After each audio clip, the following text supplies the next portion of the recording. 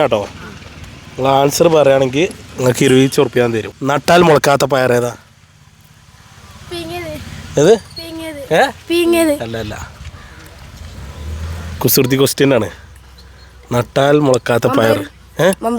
മമ്പയർ നട്ടാൽ മുളക്കൂലടാ. നാല് വെച്ചൊക്കെ ഈ കളിയിലൊക്കെ ഉണ്ടാവും.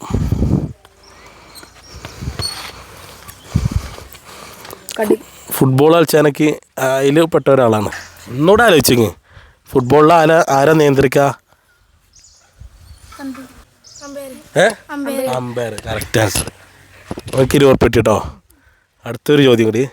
ശബ്ദം ഉണ്ടാക്കിയാൽ പൊട്ടുന്ന ലെൻസ് ഏതാ? അല്ല അല്ല